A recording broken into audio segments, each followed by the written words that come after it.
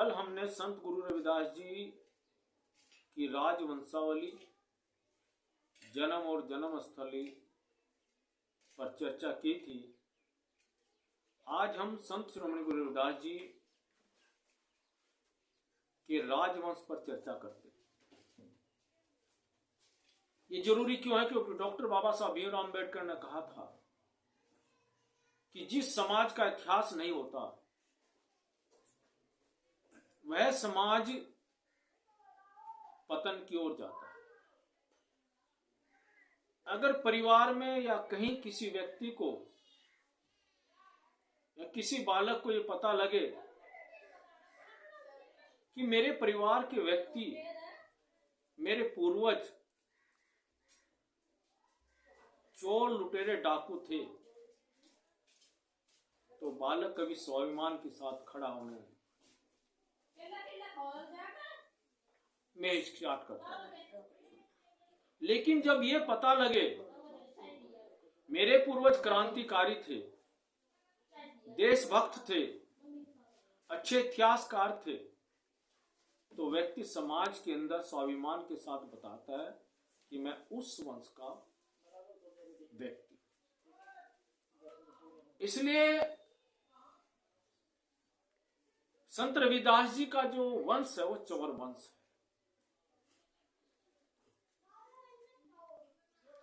और ये हम चर्चा इसलिए करते हैं कि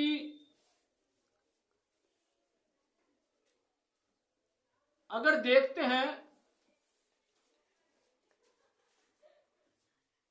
जंगलों के अंदर जो ऋषि मुनि संत हुआ करते थे, जब वो तपस्या करते थे तो तपस्या करते समय किस पर बैठते थे? वो मर्गशाला पर बैठते। हिरण की खाल होती थी, अगर बड़ा संत है तो शेर की खाल हुआ करती थी। जो खाल होती थी उस खाल को शेर के शरीर से या हिरण के शरीर से कौन निकालता था? वो गुरु, वो संत या उसके शिष्य। इसके बाद हम देखते हैं कि जब राजा महाराजा शिकार करते थे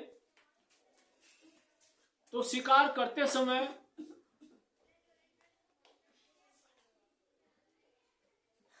जिस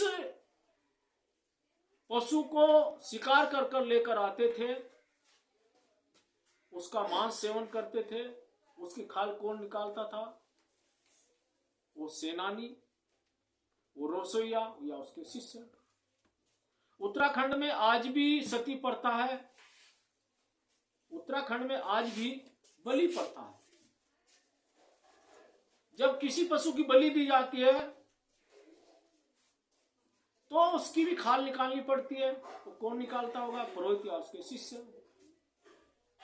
आगे हम देखते हैं कि माता सीता भगवान राम से कहती है कि अगर आप इस हिरण को मार कर लेकर आओगे, इसकी बहुत सुंदर मृगशाला बनेगी।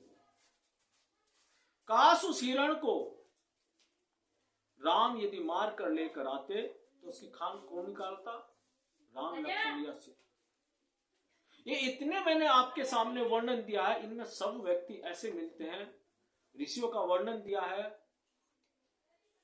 सेना के अंदर या राजा महाराजा शिकार करते थे तब भी खाल निकालते थे। भगवान राम का भी वर्णन दिया है। जब ये सब खाल निकाल रहे हैं, इनमें किसी को भी जाटो, चमार, वाल्मीकि और कटिक नहीं कहा जा रहा। उस समाज को क्यों ऐसा कहा गया?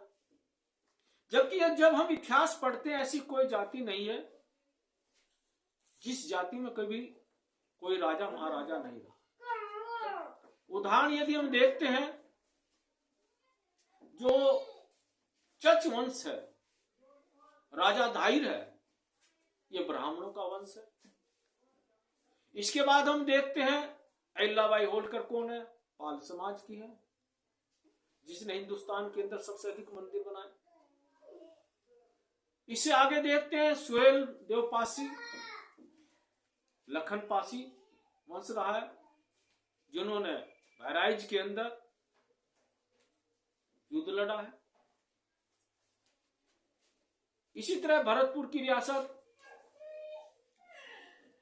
धौलापुर की रियासत राजस्थान के अंदर ये जाटों की रियासत है। राजा मीर भोज है, राजा मीर भोज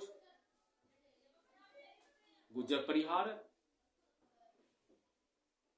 इसी तरह से कुछ कालखंड में देखते हैं, उत्तर प्रदेश की मुख्यमंत्री बहन मायावती रही है, कर्नाटक के येदुरप्पा रहे हैं, यानी ये सभी राजा रहे हैं, जिससे साबित होता है ऐसी कोई भी जाति नहीं है जिसकी कभी के ना कभी राज सत्ता नहीं रही। उसी प्रकार से संत रविदास जी के वंश का वर्णन आता है कि वो चंवर वंश के थे, और चंवर वंश का जो वर्णन आता है, यह वर्णन महाभारत के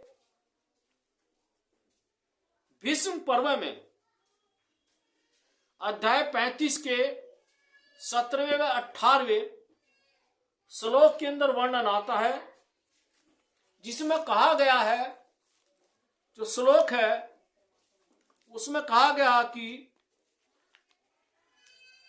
मेकला द्राविड लाटरा पोंड्रा कौनवा शिरास तथा सोडी का दरदरा दरवा चौरा सरवा बरबरा किराता यवनश्च तास्ता क्षत्रिय जायते बरस्तल तत्व मनु प्राप्ते ब्रह्मणा मार दसनाते।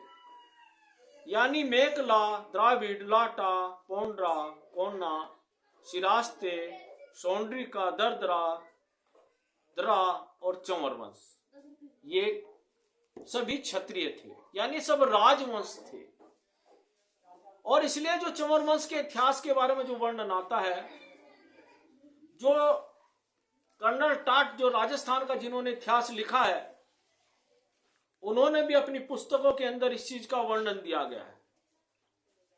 और उसने जो अपनी पुस्तकों में वर्णन दिया गया है, वो रविदास के जो चंवर वंश का वर्णन दिया गया है, उन्होंने बताया है कि इनका जो प्रथम राजा था, उस राजा का नाम राजा चंवर सेन हुए। चंवर वंश का प्रथम जो राजा हुआ वो राजा चंवर सेन हुए। चंवर सेन के 3 पुत्र थे, कमल सेन, ब्रह्म सेन और रवि सेन। उन्होंने लंबे समय तक राज्य किया। इसी वंश में आगे चलकर 970 पीढ़ी में भद्रसेन राजा हुए। भद्रसेन के पुत्र श्री सेन हुए। इसके बाद श्री सेन के पुत्र सूर्य सेन हुए। उन्हीं के पुत्र आगे चामुंडा बड़े प्रतापी राजा हुए, जिसकी राजधानी चंद्रावती थी। जो चंद्रावती है ये आज गुजरात में है। चामुंडा की शादी त्रिक देश की राजकुमारी विनसिया से हुई थी। बाद में चामुंडा सन्यासी बन गए थे। आधुनिक काल के सिसोदिया वंश के जो संस्थापक राजा बप्रावल थे, जिसने 734 से लेकर 753 ईस्वी तक शासन किया है। राजा बप्रावल का जो विवाह गुजरात के चंवर वंश की राजकुमारी से हुआ था। वह राजकुमारी अपने साथ देवी की एक मूर्ति लेकर आई थी। यह मूर्ति आज भी चित्तौड़ के मंदिर में विद्यमान है, जिससे प्रमाणित होता है कि 753 ईस्वी के बाद तक भी चंवर वंश का राज्य रहा है। राजा बप्रावल जब सिसोदिया यात्रा, राजा बप्रावल जब विजय यात्रा पर निकले और गजनी के सुल्तान को हराया, तो इसी वंश के सरदार को जीते हुए राज्य का सरदार बनाया था। इससे पता चलता है